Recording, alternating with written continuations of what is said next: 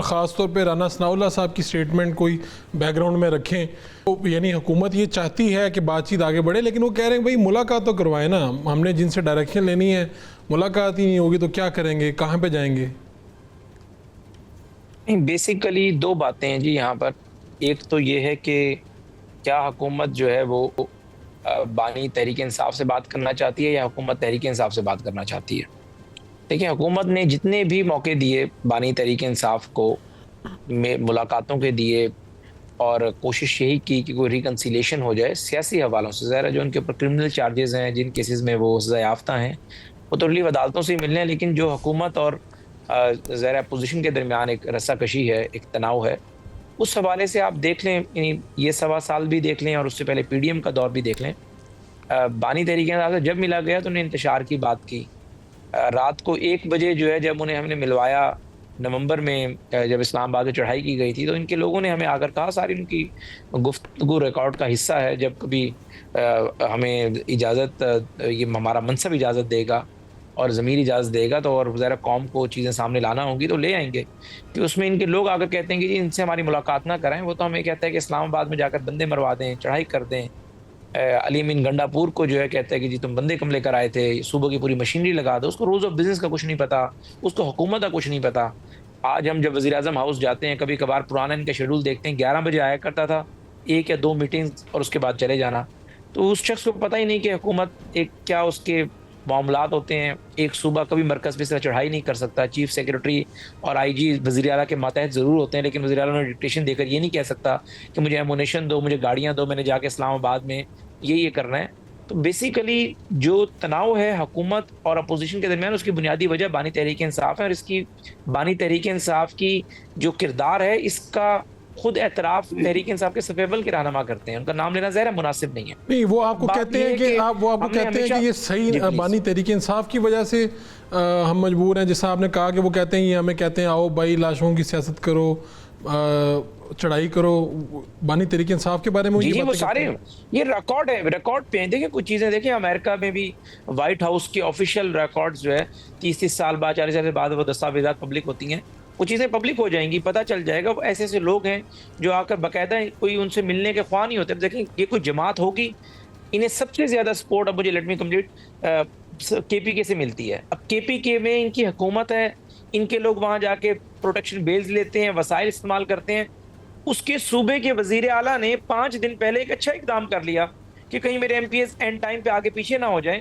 और जब financial bill मंजूर नहीं करा सकती कोई भी हुकूमत, तो बाद नज़र समझा जाता है कि हुकूमत अपनी मेजोरिटी खो चुकी है, और फिर फेडरल के पास अख्तियार होता है कि वो गवर्नर राज लगा सके, इमरजेंसी नाफिज कर सके।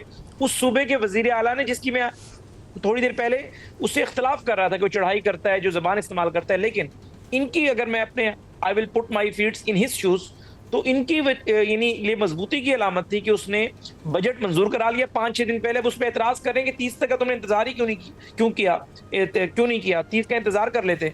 यानी जिन लोगों को बुनियादी चीजों का इल्म नहीं है, वो भी बानी तहरीक इंसाफ से अगर वो मिल लेता, तो क्या बानी तहरीक इंसाफ क्या कहते हैं, बजट मंजूर नहीं कराना? बानी तहरीक इंसाफ कहते कि नहीं तुम ये काम ना करो। भाई वो सूबे का वजीर आला, अगर बजट मंजूर 6 दिन पहले भी हो गया तो वज़ीर आला के पास पूरा अख्तियार होता है, सप्लीमेंट्री ग्रांट का अख्तियार होता है, रीएलोकेट करने का अख्तियार होता है, chief executive of the province सब कुछ होता है।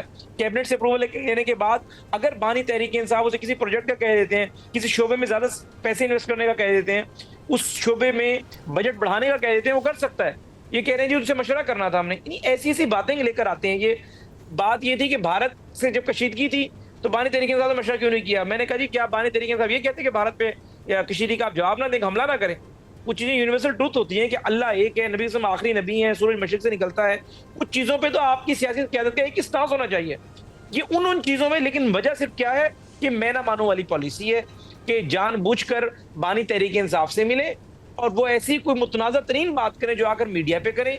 फिर हुकूमत अगर उस गुफ्तगू को फिल्टर करने की कोशिश करे, रोकने की कोशिश करे कि अगेंस्ट द रियासत है या अगेंस्ट दी ये ज़ाहिर आपकी पॉलिटिकल सिस्टम है, तो आप कहेंगे हम पे कदगन लगाई जा रही है।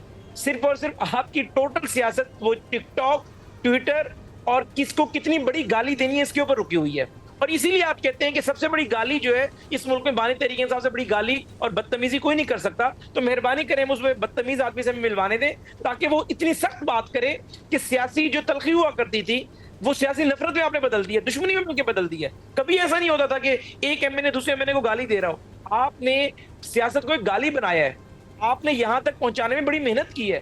2014 से आप ये काम कर रहे हैं। आज आप अगर आर्मी चीफ अमेरिका चला जाए और एक शॉर्ट नोटिस पे प्रेसिडेंट ट्रंप उन्हें बुला लें, बाइज्जत तरीके से उन्हें खाना खिला दें, तो आप कहते हैं वज़ीर आज़म क्यों वहां पर नहीं था। आप कहते हैं कि जी काश ये बात जो आर्मी चीफ ने की है डोनाल्ड ट्रंप को वज़ीर आज़म जाकर करते। वज़ीर आज़म को कोई एतराज नहीं है इस पर, नून को कोई एतराज नहीं है कि हमने 4 दौरे इकट्ठे किए, 4 ममालिक के, ईरान में, टर्की का, काज़ाकिस्तान का, सऊदी अरेबिया का दौरा। अगर आपका चीफ गया है वहां पर, उसकी मीटिंग्स हैं अपने काउंटर पार्ट्स पर, एक ज़ाहिर डिफेंस के लोगों से उसने मिलना है, और जब वहां पर पता चला डोनाल्ड ट्रंप को तो उन्होंने आपको मधु कर लिया। आप बेसिकली मकसद क्या है, जब टॉक शोज में बैठेंगे, जब तो सिविलियन बालादस्ती की बात कर रहे हैं जी, रूल ऑफ लॉ की बात कर रहे हैं, सुपरमेसी ऑफ डेमोक्रेसी की बात कर रहे हैं, इनकी टोटल सियासत तजादात पर मबनी है। या तो सीधा कहेंगे जी हम एस्टेब्लिशमेंट के साथ सियासत, हम चाहते हैं कि एस्टेब्लिशमेंट का सियासी किरदार सियासत में बरकरार रहे, ये बात करें। ये उसके बाद इन्हें बिल्कुल हक हासिल है जो मर्जी ये करें। एक तरफ एस्टेब्लिशमेंट को गाली देते हैं, मीर जावर मीर सादिक बनाते हैं, जानवर न्यूट्रल होता है, और फिर उसी एस्टेब्लिशमेंट से कह रहे हैं हमसे मुज़ाकरात कर लो। अब वो एस्टेब्लिशमेंट भी किस मुंह से तुमसे मुज़ाकरात करे, तुम्हारा कोई पता नहीं, तुमने 2 साल बाद फिर पड़ जाना है। कभी तुम जो है डीजीसी को पढ़ जाते हो, डीजीआई को पढ़ जाते हो, कभी आर्मी चीफ को पढ़ जाते हो। तो बेसिकली मकसद ये है कि ये बानी तहरीक इंसाफ से मिलने की बात इसलिए करते हैं कि पूरी जमात में, इसमें तो कोई दो राय नहीं, वो उनकी जमात का सरबराह है और उसकी बात को हर बंदा फॉलो करता है। वो इतनी तल्ख और मुतनाज़ा तरीन बात करता है कि आपके मुल्क की 78 साल तारीख में कभी किसी ने नहीं की। नवाब लियाकत अली खान की असैसिनेशन हुई, जुल्फ़िकार अली भुट्टो शहीद हुए। फैसल साहब से मुझे जवाब लेने दें।